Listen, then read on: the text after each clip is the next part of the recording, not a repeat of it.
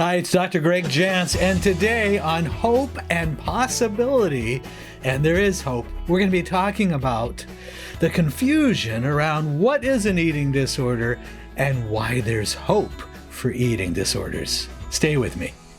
Dr. Gregory Jantz is a best-selling author of over 45 books and the founder of the Center A Place of Hope, voted a top 10 center for depression treatment in the U.S. As the pioneer of whole-person care, Dr. Jantz is known as the messenger of hope. Now the nation's expert on anxiety, depression, substance abuse, relationships, trauma, and PTSD, here is Dr. Gregory Jantz. As an eating disorder professional, in fact, there's a classification that's called Certified Eating Disorder Professional, and I'm really glad we have this level of expertise and training for eating disorders. I'm also a approved supervisor through the International Association of Eating Disorder Professionals. What's all that mean? It means you have lots and lots of hours and years of treating eating disorders. And I have to tell you, some of you may remember the name Karen Carpenter. It was in the early 80s that we saw the eating disorders suddenly increase. And when I use the term eating disorder, well, back then it was anorexia and bulimia, self-starvation or binging and purging. And we have eating disorders today because there is a way of coping with pain that we can transfer into our relationship with food. Really just that simple. Now, when I first began, I began treating eating disorders, and it really was in the early 80s. So, been doing this for a while. And I had a vision of how do you approach eating disorders differently. Eating disorders, unfortunately, were labeled as hopeless. Many times I noticed in my early research that healthcare professionals referred to eating disorders as the revolving door patient. What's a revolving door patient? Yeah, it's that patient that never gets well. They're in and out of the clinic or hospitals, and we don't have much hope for them. And for me, that was a big challenge. How do we provide hope and healing for eating disorders? Again, anorexia or bulimia. Today, our language and terminology has greatly expanded. We have various combinations of those two words, and even things like orthorexia, and we have bulexia. We have combined and in some ways probably created more confusion, but in our efforts to narrowly define what is an eating disorder and what type of eating disorder do I have, we have now different diagnostic categories. I first was literally exposed to the severity of eating disorders at a women's prison. I spent time in my education at a women's prison, and I was assigned to the special needs section. And there in the special needs section at that time, it was the center compound of the prison, and it was where they could keep eyes on these women. At that time, it held 25, and it was those that they labeled at that time. Again, I'm just telling you how it was labeled then as special needs. And so they would keep an eye on them, and I was assigned to that section of the prison. I quickly learned that as a young professional, there were times of great intensity in those that were labeled with special needs, because in that compound we had a lot of eating disorders. Now, mainly it was anorexia. Some of those women were self-starving, I think, as a way to just get off of planet Earth. It was a slow suicide. And I began my personal quest to how do you help somebody with an eating disorder? Because the literature at that time said there were two words that came up over and over. Eating disorders are cunning and baffling, which means we don't really have very good solutions for them. So we went about after my experience there of really, what do you do to help? And I began to look at the ingredients of whole person care as it was applied to an eating disorder. How do we address spiritual needs? How do we even look at that? How do we look at body physiology and the physical aspect? An eating disorder is much more than just weight, underweight or overweight. It's so much more than that. What happens to the body over time? The physiology, the body chemistry, the brain chemistry, the digestion.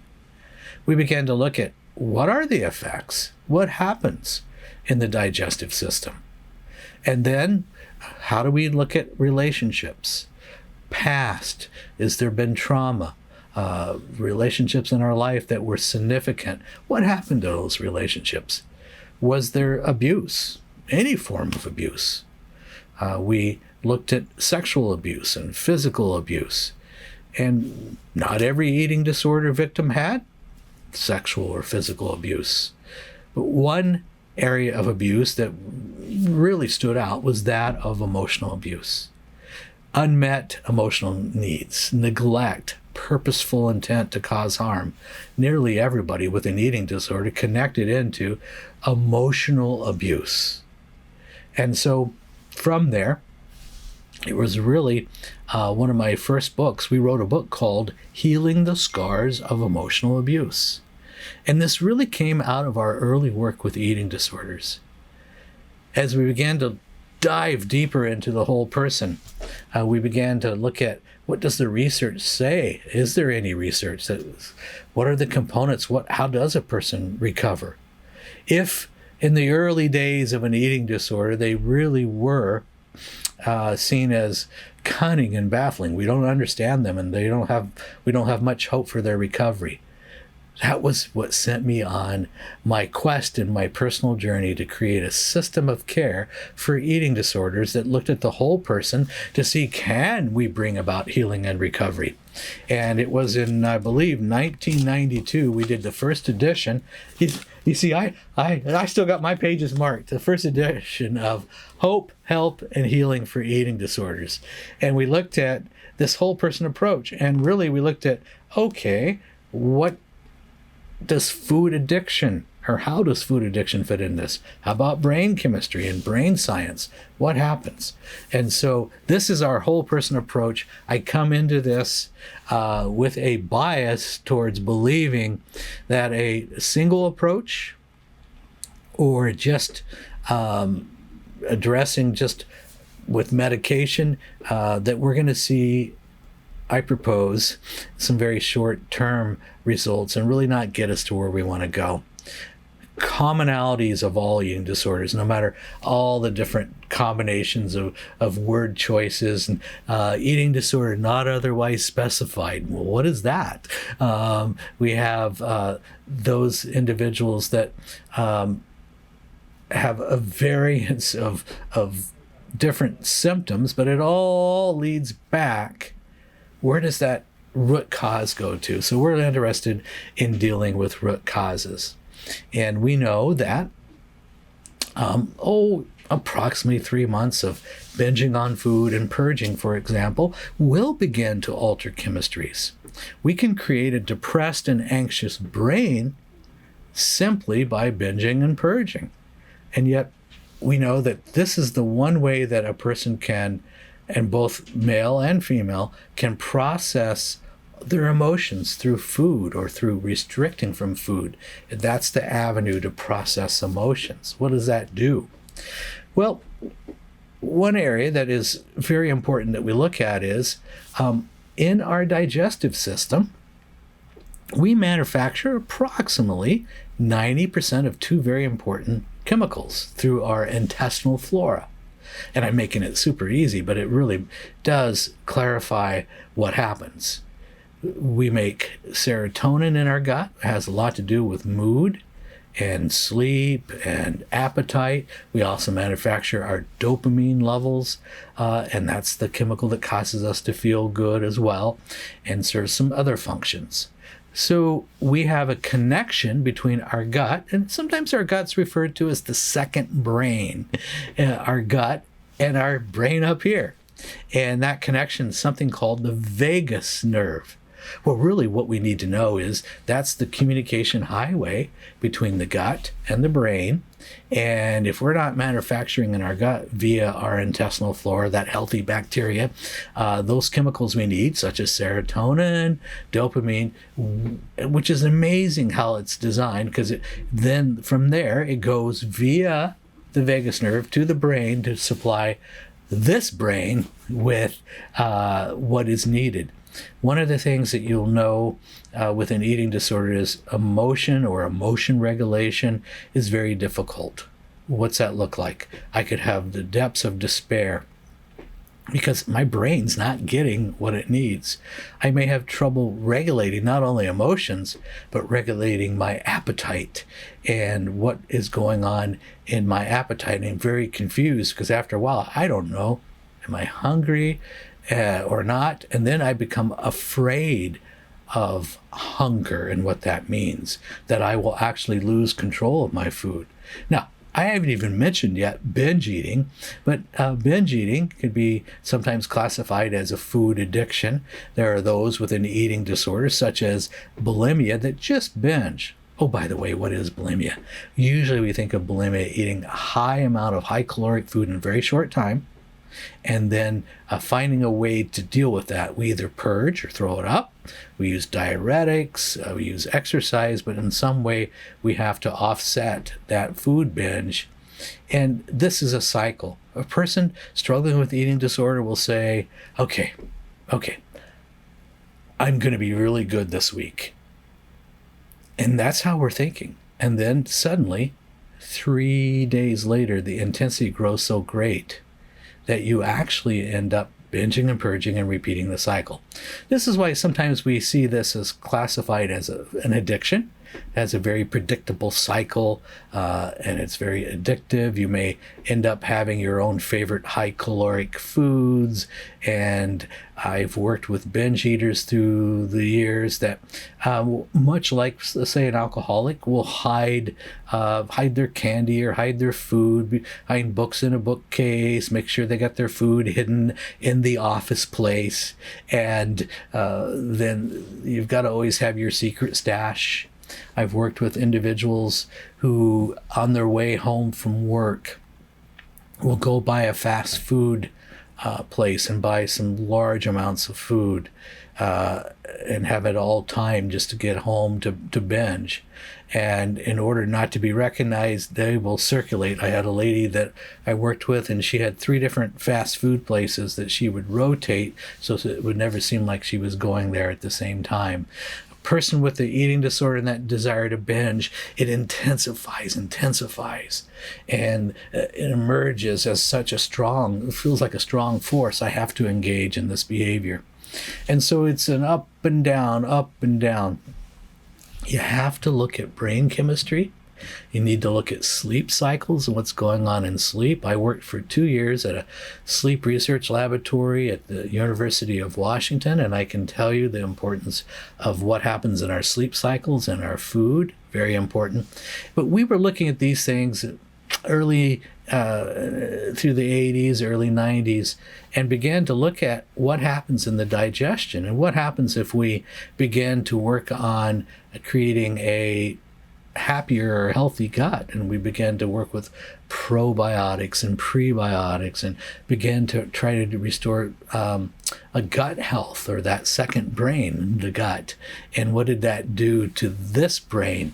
And some of these were at that time maybe novel or unusual, and this is why today, as a part of our team, we have naturopathic care, full medical care. We have the dietitian. We want to blend all this together so that we can do all we can do to, I call it stewarding or stewardship of our physical and emotional body. How do we steward this and care for it? And at times we need to rebuild it and move it into a different direction. It takes time. One of the things that I know an eating disorder took time to get there, I know there's a lot of shame. I know there's secrecy. I know there's embarrassment. I know at times there's a very strong denial. And we tell ourselves, nope, I'm fine. And we start to believe at times our own thinking. So an eating disorder, a person can break from reality. Literally have worked through the years here at the Center of Place of Hope. It's thousands of individuals with some degree, I look at it on a continuum, some degree of an unhealthy relationship with food. And what are the core issues that have to be addressed for everybody? I don't like a person who just says, I have an eating disorder and that's where it is. I don't like that type of thinking where you label yourself and say, well, that's just the way I am. So my goal is, no, let's begin to put in a plan. It'll take some time, over time, that is restorative and renewing, and that your self-identity is not I'm bulimic or I'm anorexic, that we are dismantling those labels in your life because they are not serving you well to be who you, I would say, are called to become. We get on a direction, much like addiction, where an eating disorder takes you down a road you never thought you would go. And I have seen very, very severe situations of underweight. We have had women who have done so much purging and throwing up so many times throughout the day that they have actually torn the esophagus, the lining on the esophagus, and they begin to throw up blood. So these are the kinds of things that we've seen. And you go, really? Is there hope? I have to tell you, there is hope. And on some of the videos on A Place of Hope, there's a section of eating disorders. And sometimes you just have to hear it directly from the person to yes, there is hope. I mean, I can say that. I can say, yeah, I've seen so many, and I know what things are like a year and a year beyond. But it is something that you really have to hear somebody who's walked in recovery. Now, we also believe that we've got to have a life purpose, or there's got to be things in our life that gives us meaning. There's a reason to wake up in the morning that's greater than my identity of an eating disorder. I'm getting up and living this day because there's a purpose for my life. That needs to be a part of the healing and recovery. Okay, one of the resources that sections in this book is the nutritional section as it relates to nutrients and micronutrients. For example, your gut, you manufacture in that healthy bacteria most of the B vitamins. Isn't that fascinating? That we manufacture our own B vitamins. Again, think of B vitamins. Well, sometimes we think of stress, but for nervous system, they're calming. B vitamins tie back a lot to emotional well-being. Well, if I'm purging, throwing up, not eating well, over time I'm destroying that healthy bacteria. My body's not manufacturing the things it needs, so don't have adequate B vitamins. I don't have the dopamine and the serotonin levels that I need in order to function healthy. This is why, I'll tell you, we believe in the IV nutrient therapy. An IV of a custom, it's a custom bag, if you will, or formula based upon your nutrient deficiencies. And it's IV or intravenous way of putting some of that nutrition or micronutrients and nutrients back in the body, even amino acids. For example, tryptophan is an amino acid that the body converts into the serotonin. There's some steps that have to occur, but that's an important amino acid that we can help supply via an IV. Here's what we've noticed. People who do some of the, and granted, let me just say it, some of it sounds a little alternative. Well, it's a little whole person care is what it is. We just find, wow, I start to replace nutrients that my body is really deficient in. What begins to happen? I start to feel better. My brain function and clarity starts to come back. And I really begin to take advantage and have like I have the energy to take advantage of the different things that I'm doing in counseling, and things start to go, I feel a little more encouraged because I feel better physically. So if we can help you feel better physically, those are some of the first steps of recovery, because then I feel more motivated. Like, I don't feel like I have chronic fatigue so much. I don't feel that I'm living in a habitual brain fog. So important steps. Look at the whole person approach. This approach also recognizes that there are times that it is simply overwhelming.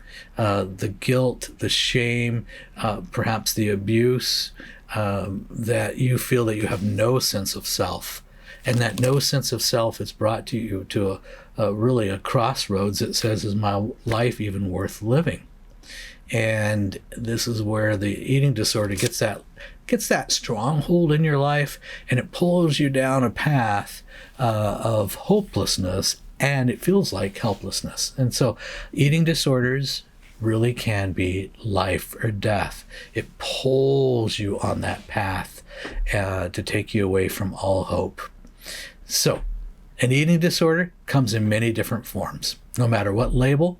If I say food addiction, bulimic, binge eating disorder, anorexic, orthorexia, those who want to eat super clean, and they become so obsessed with clean food. I did see, I was in a natural foods grocery store, and I saw a guy that he would be Mr. Organic. And I looked at him and had a brief conversation, but everything about him said he's taken this too far. Okay? He didn't look healthy. He wasn't vibrant. He seemed depressed. I in fact, a little concerned about him, and couldn't make decisions around food, and nothing was clean enough. Nothing was organic enough. Had to know, well, where was it grown, etc. So the joy of food and nutrition, and the joy of being of having vibrant health, because usually we think of eating healthy, we want to have vibrant health. That wasn't happening. So this can take, that's why I say it gets a stronghold in your life and can take you farther than wherever you thought you'd ever go, and it distorts reality. So an eating disorder, it lies to us about who we are and what we are, and it begins to rob that sense of self and our purpose in our life. There's hope. I can tell you, 38 years of seeing people recover and seeing eating disorders, they kind of come in waves. You'll see different seasons and times. Some of it depends too what is being kind of promoted in the media, but eating disorders have and are dropping to younger ages. 2/3 of 6th grade girls report of going on some form of a restrictive diet. Let me say that again. And it's not just with girls, but what I read was 2/3 of young girls, 6th grade, have already done some form of a restrictive diet. So this is just saying, I'm learning early on that I'm not good enough, or something's wrong with me, and body shape, body image gets distorted potentially at a very young age. All right, there's hope, and there is redemption from an eating disorder. What's that look like? I don't have to live in that bondage anymore. There is freedom, and there is hope, and there is recovery.